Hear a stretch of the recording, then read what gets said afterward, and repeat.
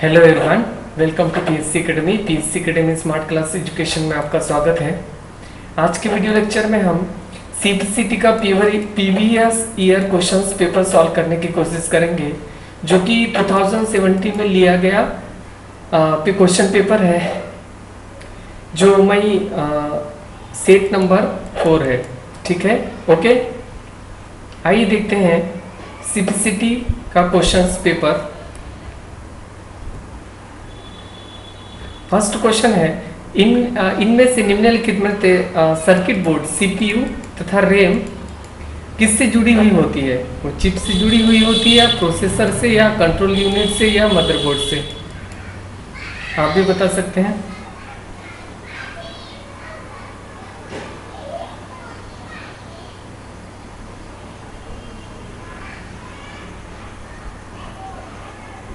Okay,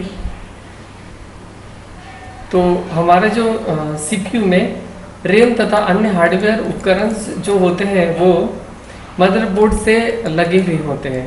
ठीक है, okay. ये मदरबोर्ड, यहाँ प्रोसेसर होता है आपका लगा, ये रैम स्लॉट होती है। ठीक है, 1 और 2, यहाँ पे ये RAM slot,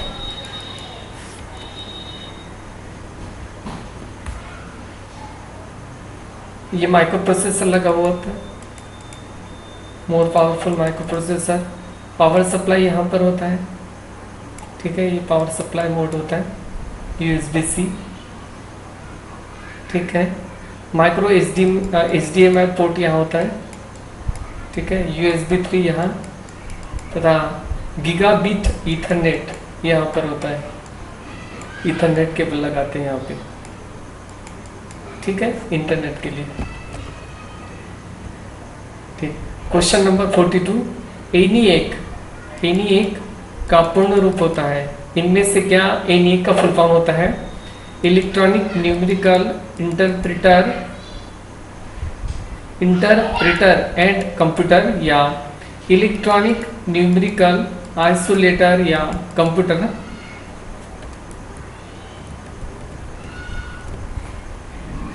electronic numerical interpreter या एडरप्रेटर या computer, electronic numerical isolator and computer, या इलेक्ट्रॉनिक न्यूमेरिकल इंटीग्रेटर कोडर, या electronic numerical integrator computer.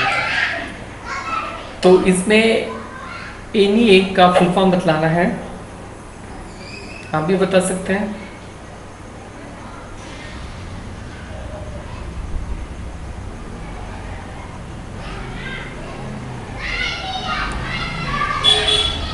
Answer इसका इलेक्ट्रॉनिक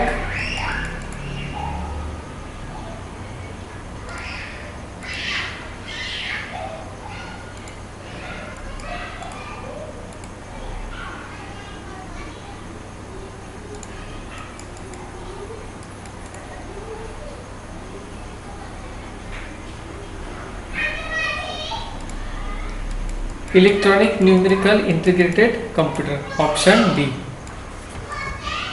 ठीक है, यह है एनियाक।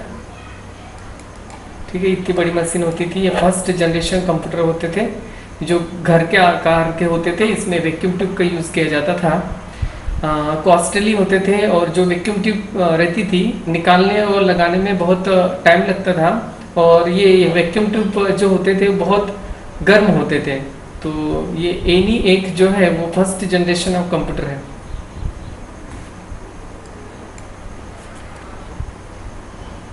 नेक्स्ट क्वेश्चन है, कंप्यूटर मेमोरी के संदर्भ में एसडी रैम का अर्थ क्या है? Static dynamic RAM access memory, या synchronous dynamic RAM random memory, या static distributed random access memory, या separable dynamic random access memory? तो एसडी रैम का फुल फॉर्म बतलाना है।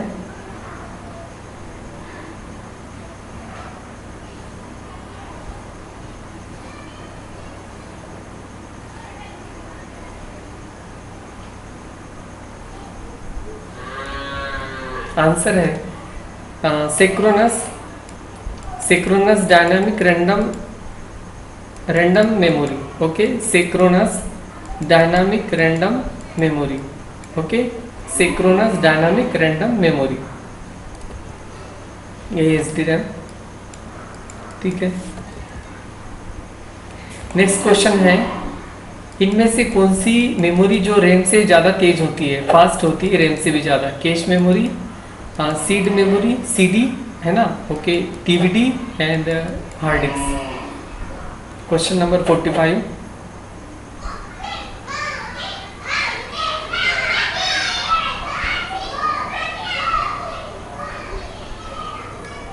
इनमें से क्या रैम से भी ज़्यादा तेज मेमोरी होती है? आंसर इसका कैश मेमोरी, ओके, जो रैम से भी ज़्यादा तेज होती है वो हमारी कैश मेमोरी होती है, ऑप्शन ए, ठीक है। मैं बता दूं कैश मेमोरी कहाँ लगी होती है? ये CPU तथा मेमोरी के बीच में लगी होती है, प्राइमरी मेमोरी तथा CPU के बीच में हमारी कैश मेमोरी लगी हुई होती है, जो सबसे ज़्यादा तेज होती है, ओके। तो CPU को जब डेटा चाहिए होता है तो वो प्राइमरी मेमोरी से न लेते हुए कहाँ से लेगी? वो कैश मेमोरी से, ओके।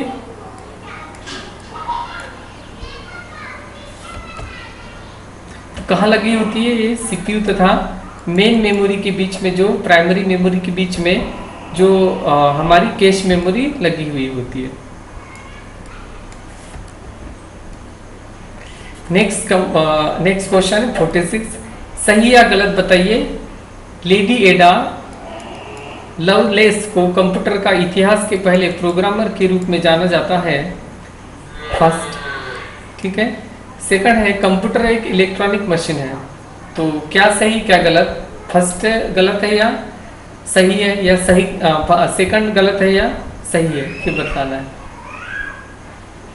लेडी एडा लवलेस को कंप्यूटर इतिहास के पहले प्रोग्रामर के रूप में जाना जाता है। सेकंड ऑप्शन है कंप्यूटर एक इलेक्ट्रॉनिक मशीन है। ऑप्शन ए में दोनों सही है, ऑप्शन बी में फर्स्ट गलत है तथा सेकंड भी गलत है, ऑप्शन सी में फर्स्ट सही है तथा ऑप्शन सेकंड में सेकंड गलत है, तथा ऑप्शन डी में फर्स्ट गलत है तथा ऑप्शन सेकंड में सेकंड सही है।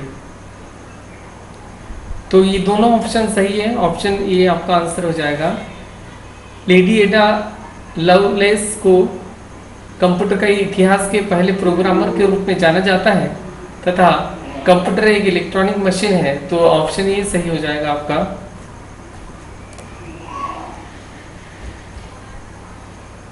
ठीक है, ठीक है, ऑप्शन ए सही हो जाएगा। ठीक है, नेक्स्ट क्वेश्चन है क्वेश्चन नंबर 47। निम्नलिखित में से सेट ए और सेट बी दिया हुआ है, तो इसमें से ये बतलाना है कि सही जोड़ी कौन सा किस ऑप्शन के साथ सही है।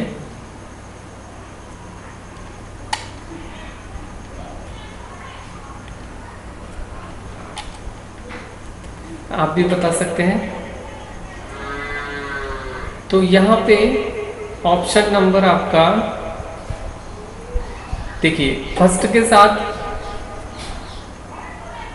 साथ आपका वैक्यूम ट्यूब आया था फर्स्ट जनरेशन में, तो ये सी हो जाएगा। ट्रांजिस्टर सेकंड में आया था, तो ये बी हो जाएगा, तथा आईसी चिप जो थर्ड जनरेशन में आई थी, ये यहाँ हो जाएगा। तो आपका वैक्यूम ट्यूब है ना, फर्स्ट का सी, ठीक है, और सेकंड का बी कहाँ मिल जाएगा? फर्स्ट का सी, सेकंड का बी तथा थर्ड का ए यहाँ मिल जाएगा। तो ऑप्शन ए आपका सही होगा।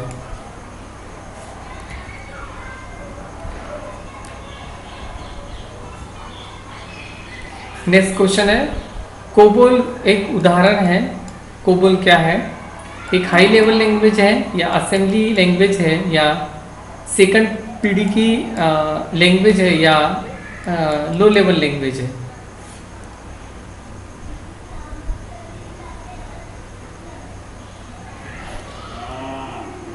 तो एक कोबल जो है वो हाई लेवल लैंग्वेज है, उच्च स्तरीय भाषा बोलते हैं इसको, ऑप्शन ए। ठीक है, जो प्रोग्रामिंग लैंग्वेज थी हमारी जनरेशन की, जो high level language COBOL language है। नेक्स्ट क्वेश्चन है, WMA का अर्थ है वायर्ड मीडिया ऑडियो। ठीक है, इसके बाद विंडोज मीडिया ऑडियो, या ऑप्शन सी है wireless media audio, option D है Windows media access. Option B इसका राइट आंसर होगा, Windows media audio. Question number 50, इनमें से कौन सा कथन गलत है? मशीन भाषा कोड में किसी अनुवाद की आवश्यकता नहीं होती। ऑप्शन बी है असेंबली भाषा कोड का अनुवाद करने के लिए कोडांतरण की आवश्यकता होती है, मतलब असेंबली लैंग्वेज पे असेंबलर के द्वारा लैंग्वेज को चेंज किया जा सकता है। या ऑप्शन सी है मशीन लैंग्वेज तथा असेंबली भाषा दोनों ही मशीन पर आधारित होती है, तथा ऑप्शन सी है C++ के अलावा सभी उच्च स्तरीय भाषा मतलब हाई लेवल लैंग्वेज पर आधारित नहीं होती है। कौन सा कथन गलत है? फर्स्ट है मशीन भाषा कोड में किसी अनुवाद की आवश्यकता नहीं होती है, मतलब मशीन लैंग्वेज को किसी ट्रांसलेटर की आवश्यकता नहीं होती है। इसमें है सेकंड में असेंबली भाषा को ट्रांसलेटर की आवश्यकता होती है। ऑप्शन सी है मशीन लैंग्वेज तथा असेंबली लैंग्वेज दोनों को ट्रांसलेटर की आवश्यकता होती है, या फिर ये दोनों भाषाएं मशीन पे डिपेंडेंट होती है, तथा ऑप्शन सी है C++ के अलावा सभी उच्च स्तरीय भाषाएं मतलब हाई लेवल लैंग्वेज मशीन पर आधारित नहीं होती।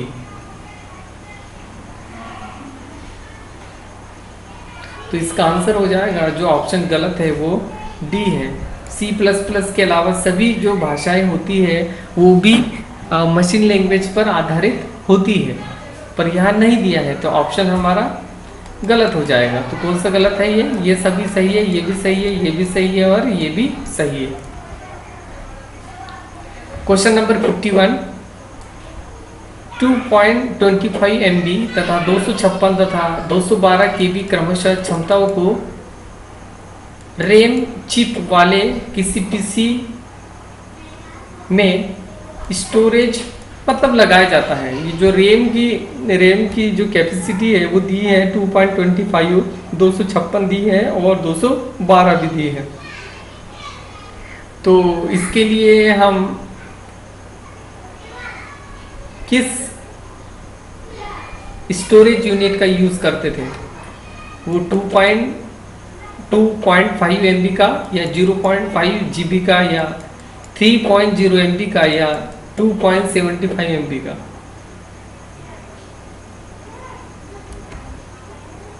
आंसर इसका 3.0 MB का।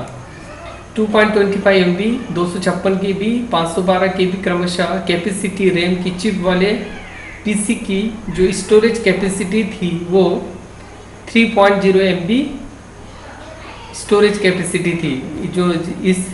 ये जो रैम लगाते थे हम इस लेवल की, इनकी स्टोरेज कैपेसिटी कितनी थी? 3.0 MB। नेक्स्ट क्वेश्चन है क्वेश्चन नंबर 52, निम्नलिखित में से क्या 2 गीगाबाइट के बराबर होता है? 1024 मेगाबाइट या 2480 किलोबाइट या 48 किलोबाइट या 2048 मेगाबाइट?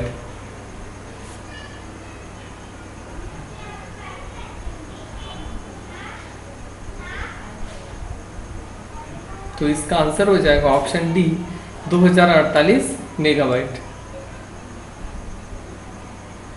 ठीक है, तो जो 2 गीगाबाइट के जो बराबर होता है हमारा वो 2048 मेगाबाइट के बराबर होता है, option D. Next question, BIOS में प्रोग्राम किया गया एक स्थायी सॉफ्टवेयर होता है, वो रैम होता है, रोम होता है, हार्ड डिस्क होता है या फ्लॉपी डिस्क होती है। क्वेश्चन नंबर 53, बायोस में प्रोग्राम किया हुआ एक स्थायी सॉफ्टवेयर होता है, मतलब जो बायोस प्रोग्राम होता है वो कंपनी से बन के इनबिल्ड होता है, वो रैम में होता है, रोम में होता है, हार्ड डिस्क में होता है, फ्लॉपी डिस्क में होता है। आपका टाइम स्टार्ट होता है अब। तो आंसर इसका रैम, ऑप्शन रोम, ऑप्शन बी। जो रोम बायस जो प्रोग्रामिंग होता है वो इनबिल्ड जो प्रोग्राम डले जाते हैं वो रोम में डले जाते हैं, जैसे कि हमारा मोबाइल में जो हमारी एंड्रॉयड जो सॉफ्टवेयर होता है वो रोम में इंस्टॉल करके दिया जाता है कंपनी से, है ना। तो जो रोम बायस इनबिल्ड जो मिलती है, आपने देखा होगा कि मोबाइल में 32 GB जो रोम लगी हुई है, ठीक है, या 64 GB जो है वो रोम लगी हुई है।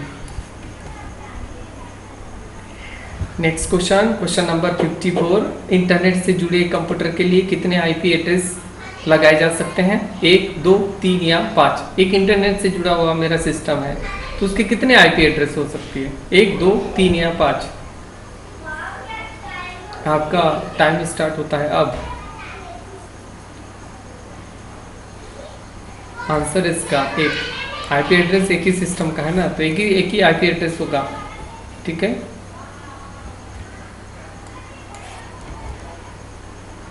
ठीक। क्वेश्चन नंबर 55, वेब ब्राउजर में नए टैब को खोलने की शॉर्टकट की क्या होती है?